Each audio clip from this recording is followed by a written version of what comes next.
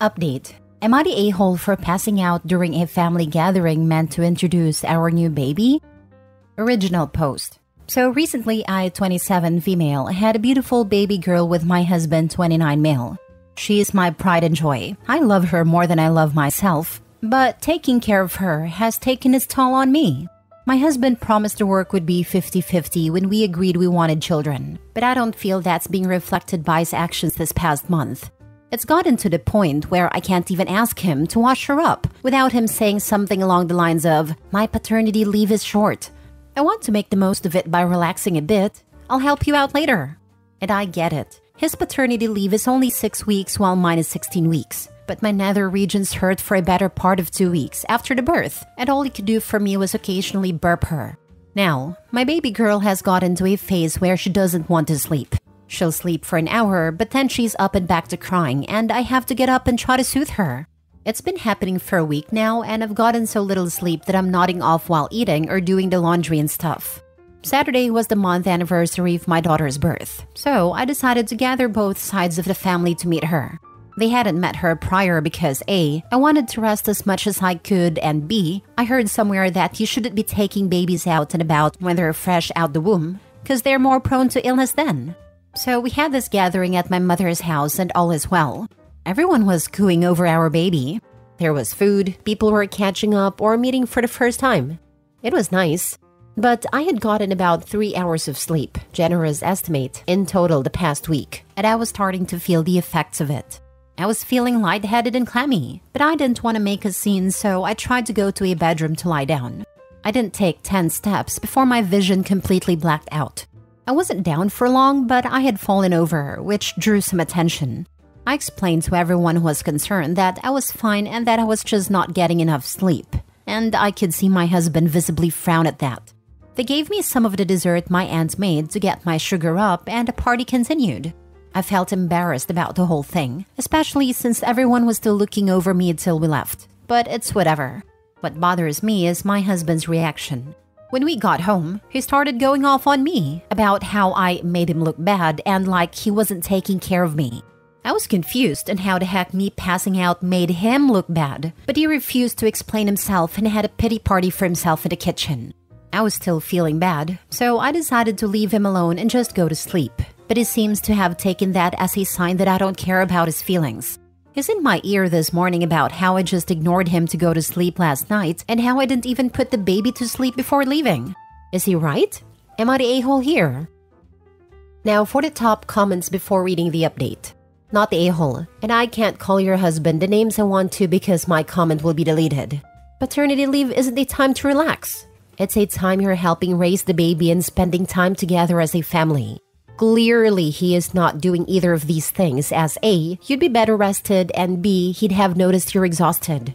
Your passing out made him look bad because it was clear to everyone that you're being left to raising your baby alone. It's clearly not a partnership, and the a-hole you're married to is turning it into you to shift responsibility and blame. You need to seriously reconsider the relationship's future and brings this up with him, as it all comes down to him and his behavior. If he gets his act together, then things will be much better. But if he doesn't, you and your daughter deserve so much better. He doesn't know what paternity leave is and doesn't really want to take care of his family. Sadly, you can't seem to shake that loser. This deadbeat of a father and husband is using his 6 weeks to laze around, instead of using it to take care of his wife and child. OP, you said you love your baby more than yourself. Would you want to let her grow up and think that it's normal for wives to push themselves while they're sleepless and in pain until they faint? And husbands to berate them instead of worrying and taking care of them? Tell your parents that your husband doesn't help you at all and blamed you for making him look bad. You know what else makes him look bad? Being a deadbeat father and partner. The whole point of paternity leave is for him to help out, not relax. He makes you work extra hard in taking care of the baby. Then when you pass out, he sees himself as a victim who looks bad in front of his family? Your fainting is proof that he's not pulling his weight. If you trust his parents, show them this post and get their back up in giving him the wake-up call he deserves. His parents are genuinely nice people, so that may work. I'm starting to worry about my health at this point, and he's refusing to listen to me. Mini update. So I've tried talking with him, but he's been ignoring me and the baby the last 3 hours. I'd usually wait longer, but I'm just too tired to deal with this right now. You guys were right. I do need help with this. And he's made it very clear he's not ready to help me yet. So I'm just going to go to my mom's place. I'm currently packing. I'm so done. Now for the full update. Hi all, your comments were really helpful, so thank you. Yesterday, before I could Uber to my mom's house, my sister offered to help me, so I'm staying with her instead. She's taking personal time off to help me out with my girl, which I'm very grateful for. She also gave me sleep medicine that knocked me out for hours. I'm not sure if that was a good idea or not, but I slept long and well, so I don't care. I woke up a few hours ago to tons of messages from my husband. Like the little app icon had 99 plus on it. Here are some things he said, copy-pasted. You can't just up and freaking leave with my baby. Come back now, please. Let's talk about it. You're actually so freaking immature. What the heck is wrong with you? We have one argument and you freaking pretend like I've been beating you. Why the heck did you leave? We can work this out like adults, yet you're choosing to be difficult like a little bee. Please just come back. We will talk and sort this out and we can go back to being happy, so come back. I miss my baby girl. You can't just take her away. What if I called the police for kidnapping? Would that teach you what you're doing is wrong? I would screenshot, but it says this community doesn't allow attachments, so I can't. And I know it's a bit weird to tell y'all what he's been texting me, but I'm mad right now and this feels therapeutic, lol. I already sent the screenshots to his mom though. As for my baby, I have an appointment to a pediatrician for Wednesday, but for now, she's in formula since my breast milk quality isn't the best for understandable reasons. My sister said she wasn't as fuzzy as I described, so I really think the problem is with my milk. That, or my sister wanted to make me feel better for sleeping. Who knows? I'll wait for the doctor's opinion. I'm not feeling 100%, but I feel a whole lot more better than before. Thank you to everyone who showed concern. I think this will be the last update since I want to not think too much about my husband right now. I am so glad you left and got some help and rest. You definitely need and deserve it. I still can't get over your husband's mental gymnastics here. He hasn't been a parent, hasn't helped you at all, and hasn't really spent any time caring for his daughter, and only cares about what other people besides you think. But misses his baby girl and wants you to come back so we can go back to being happy? Sounds like the only person who was happy was him. He got a 6-week vacation and didn't have to lift a finger. Let me guess, you were doing all the cooking and cleaning on top of caring for the baby? From what he is texting you, he thinks he did nothing wrong. He is being deliberately obtuse. To add insult to injury, he calls you a bee and threatens you with the cops. Lovely. He is a real peach.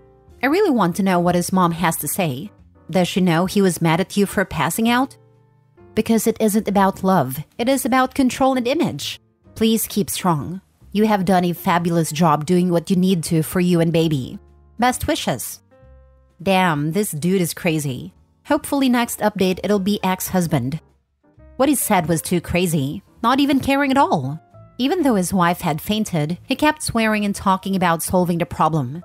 When you really go back, it will probably be another scolding and insulting. Your sister is helping you take care of your child now, so you can sleep peacefully and take care of your body first. That man is not worth it. When you decide you've had enough, take a screenshot of his text so you can show it to everyone who will be asking you whether or not to terminate things permanently. You are already a married single mother. Get free of your violent husband's dead weight. Next story. Am I the a-hole for ignoring my pregnant wife when she gave me the silent treatment over ice cream? Wife 32 female is pregnant and has her emotional and physical struggles. At a scoop of annoyance and silliness too. Frankly, I'm too tired sometimes, and I need to know if I did anything wrong here. I 35 male, I'm a professional, and right now very busy. Wife has her fair share of mood swings and hormonal cravings, and we try to get by, most of the time, except when she expects me to read her mind. It's a constant point of our discussions initiated by her, because she feels I don't do stuff for her unless asked, which I disagree with. I bring her flowers, I will plan our dates, and I will give her a massage out of the blue when I'm feeling like I want to show my love for her.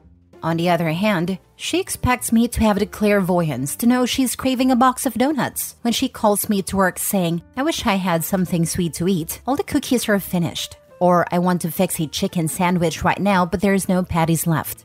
You see where I'm at? She feels that this is her way of communicating things with me, and if I really loved her and knew her, I'd understand.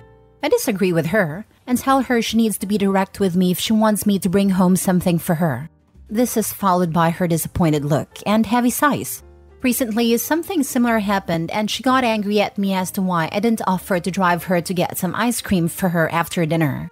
This time, I didn't sit and listen to her blame me and told her if she's going to act like a child, maybe she's not equipped to be a mom yet. This must have cut deep, but I am honestly exhausted by her behavior, and I really don't want to put so much unnecessary pressure on myself. I want a partner. Pretty sure babies can't communicate with adults, and it's up to me as a dad to understand if they're crying because they are hungry or sick or uncomfortable. I don't want my partner who expects the same as a baby. Maybe the reason I don't prioritize what she says she wants is because honestly during the workday I have a lot in my mind. So anyone just venting to me or a simple text isn't something I retain in my memory for long. So after what I said, my wife just been giving me the silent treatment. And I'm not going to grovel when I know I've done nothing wrong. I simply ignored it. And it has been 3 days now and I've gone on about my day like nothing happened. Clearly, the lack of attention and concern for our negligible communication has an effect on her, and she's been demanding an explanation from me if I even care about our relationship. I told her that I'm not bothered if she's upset right now over something that shouldn't even be an issue, and I don't care about her validation anymore. She teared up, looked at me with shock, and went back to our room. Did I go too far? Now for the top comments. I think you guys need to focus on your communication, not who's right or wrong. You have different communication styles and that's okay, but you need to find a way that works for both of you. Your wife thinks she's being clear and you think she's not. That makes both of you angry. You need to address that without blame when she's calm and relaxed. The ideal is if you listen to each other without judging. Yeah, this is a mess, and it's not going to get easier once a screaming newborn is added in. If these guys want their marriage to survive, they need to get better at communicating. I think you both need couples therapy and learn how to communicate with each other. I agree, you're not a mind reader. Some people, mostly women I hate to say, are taught to not ask/state/demand what they want. That it's seen as not ladylike and downright rude. There seems to be a misunderstanding between you two on communicating your wants and needs. She is telling him what she needs without making demands, and he calls it mind reading. I had no problem understanding her. What's more alarming here is the aura of superiority and disdain beaming from OP's attitude towards his wife. She's the emotional one, she's the one with the communication issues and unfair demands, while he paints himself as level-headed and doing things for her, like planning dates as if that's not a mutual task of mutual benefit. Everyone sucks here at best. Last story. Am I the a-hole for not informing my wife I surrendered my portion of inheritance left by my mom? Long story short, my mother has been battling dementia for around 12 years, and around 4 years ago, she needed more care than what myself and my siblings could reasonably provide. My parents were not exactly wealthy, but they did work hard their entire lives and they always had a goal to leave a legacy behind. My siblings wanted to split the cost of placement. At the time, I was not in the place to help fund her care without great sacrifice. So I told my siblings to take my portion of the estate to cover the cost, which includes the money my parents earmarked for each grandchild. I knew it was not going to be enough, but it was the least I could do. I did not tell my wife, because I did run a plan for my siblings by her. She also agreed we could not afford to take on the amount they wanted, which was around $3,000 a month. My mother passed away February of last year. Took this long to settle her estate, and my wife was upset when we did not get a portion of the estate. So I told my siblings to use my portion to cover my side of the expenses. She was livid. I did my best to explain that she agreed we could not afford to pay $3,000 a month, and we lived too far away to provide personal assistance, so I came up with a compromise. She felt it was not my place, since that money was also intended for our kid. I told her I see where she is coming from, but I was not going to take money away from my parents or siblings if I was not helping in some shape or form. Was I the a-hole here? Wait, your parents had money, but because it was planned for inheritance, you and your siblings were covering the cost of care instead of your mother, or whoever was managing her finances, just paying for it? Nah, the plan was for all of us to get together to pay for their care. I am the youngest and was not as established as my siblings. I could not afford to contribute. They could, but since I could not afford it, I gave up my portion of my inheritance. How much would your portion of the estate have been? How many months would you have had to pay $3,000? It was wrong of you to not tell your wife how this was going to go, but was a good compromise to do your part of your parents' care. No a-holes here. You wanted to do the right thing for your parents, but screwed up by not including your wife in the discussion. Your wife didn't appreciate it, feeling this was somehow done behind her back. We just would have split it evenly among us. It was sizable, around $200K, and she lived for around 4 years in her care facility. So largely a drop in the bucket. My $3K was also in the lower end because they knew I was not established. That is a fair take. My logic was I did tell my wife about the plan. She agreed we could not afford it. So what exactly would have changed if I told her I was giving up my inheritance? She already agreed we could not afford it. Until your mother died, it was her money, even if it was earmarked for your inheritance. Your mom apologizing for spending your inheritance makes her a good person.